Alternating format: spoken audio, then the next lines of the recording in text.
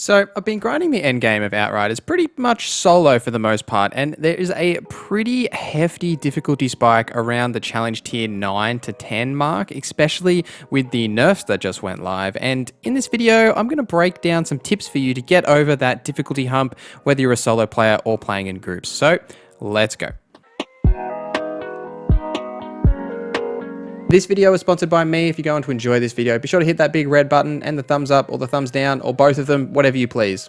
A key issue that I think the game has is it's actually not really that hard to get carried and unlock the next challenge tier, and then you kind of go to do that and it's really difficult. The game doesn't really teach you that, hey, look, punk, you probably shouldn't do that. It's gonna destroy you. And that's something that I struggled with for a little while, trying to understand how that difficulty spike was gonna work. And it's not that hard to get carried, get all the rewards, think, hell, yes, I can do this, and then just die immediately. So when you are unlocking these challenge tiers, it's often better to grind the lower tiers for a decent amount of time. I'm still currently trying to push CT11 solo, but for the most part, and when I'm playing solo, I'm doing tier 8 and 9, sometimes 10, and I can clear these pretty comfortably to still get a decent amount of rewards that I can spend later on upgrading my gear or even buying better pieces. This is that balance that you've kind of got to strike, is doing some of those lower tiers and grinding them consistently to get resources and get better gear, keep grinding yourself out on the lower levels and then push for the higher tiers. And that's that loop that you really need to do. And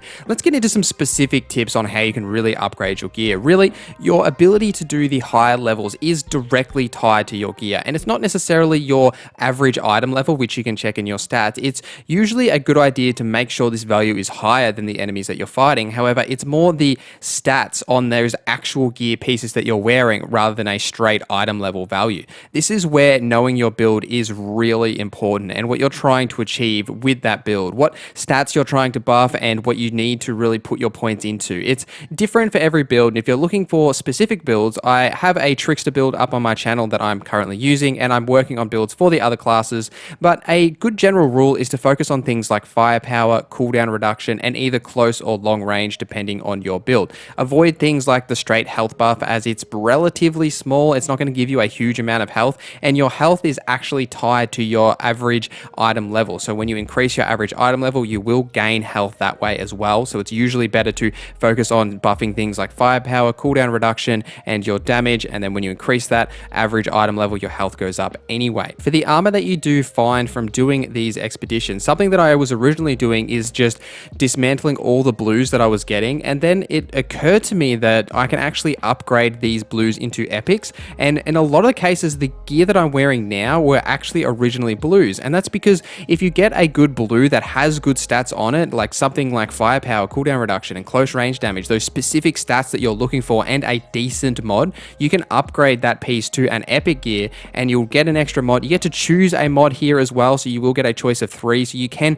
kind of have some choice around the build that you want to do, and then you can just change that mod later anyway. But that's really what I've been doing to upgrade my character, and then using the points that I get from just grinding it out and getting better resources to upgrade the item level on the gear that I'm wearing.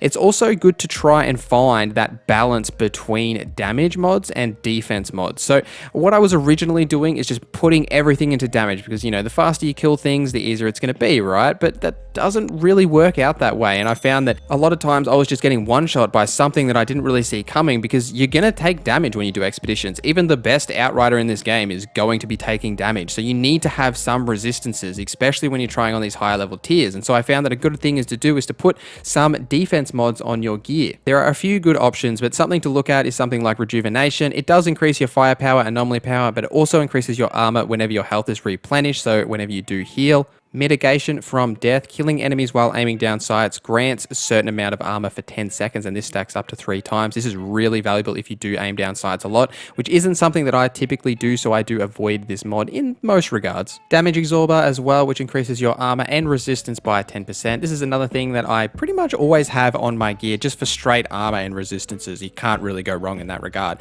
Otherwise, I do focus for the most part on offensive mods, things that do buff my damage, but it's a good idea idea to find that balance between them, because you do need to be able to kill things, but you also need to survive a few hits as well. It can be hard to get the rolls that you want on gear just by doing expeditions, and as you are unlocking these tiers, it's a good idea to check with Tiago and the other vendor to see if there is any gear that does benefit your build, especially that is going to give you decent amounts of increases in your damage or even your item level. As you do unlock extra tiers, the item levels on their gear that they're selling you will go up, so you can get a piece that might be 2 or 3 levels higher than where you currently are at if you can afford it. It's also not a bad idea to sell resources that you don't need to these vendors, like if you've got an abundance of leather and iron, you can sell this for a ton of scrap and then turn that scrap into something like titanium, which then you can use to upgrade the pieces you've already got.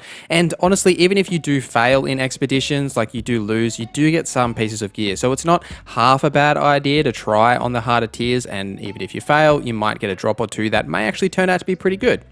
Now, for the actual expeditions themselves, as mentioned, you should be trying to clear expeditions that are the same or lower enemy level as your average gear level, as long as you have really focused on the gear that you are using.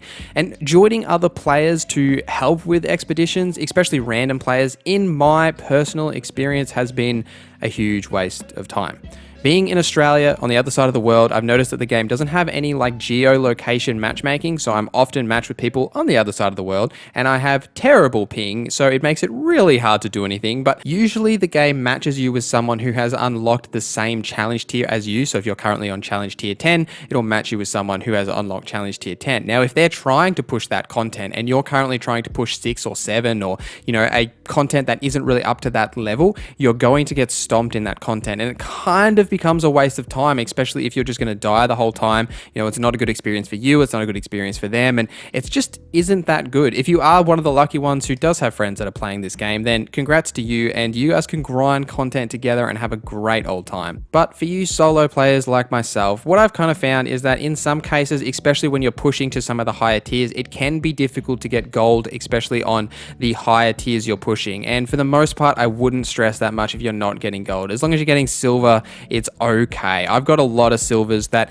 you know, as I've progressed, eventually I can push that into gold, but it's better to just get a completion, get the rewards, than actually just leave if you don't think you're going to get gold. Getting the loot is the key thing of doing these expeditions. It's not so much as finishing it with a great time, you just want to get the loot. This game is all about gear and the loot drops that you get. The human enemies are significantly easier than the creatures. Man, screw those creatures. I have had enough of them jumping at me and staggering me every 5 minutes. But in the expeditions that are human based, I would definitely be trying to push these when you're trying to push your tier level higher. Camp Plan I found to be kind of the easiest one. Frontline is also okay, except it does have a hard final boss, but Camp Plan has a little skip that you can do, so when you do pull the elevator, you can actually get in the elevator before you kill a ton of captains that are in that room, so it's just a good idea to do this one if you're trying to push tiers, because you can get a gold pretty easy, but they may patch that out. The end game overall is one hell of a grind in Outriders, and they don't make it very clear directly on the paths you should take and how you can really push yourself higher to get that last mission. Like, we all want to do Eye of the Storm. I definitely want to do Eye of the Storm, but if you're looking for more Outriders content, check out my Outriders tips video, which goes through 25 plus tips for all kinds of players. Please follow me on Twitter, Instagram, and on Twitch, where I stream 2 days a week, Tuesdays and Thursdays. This grind that we're talking about, I'm doing this on stream at the moment, so be sure to jump over there. Thank you for watching this video. My name is Norza, and I hope you have a great day.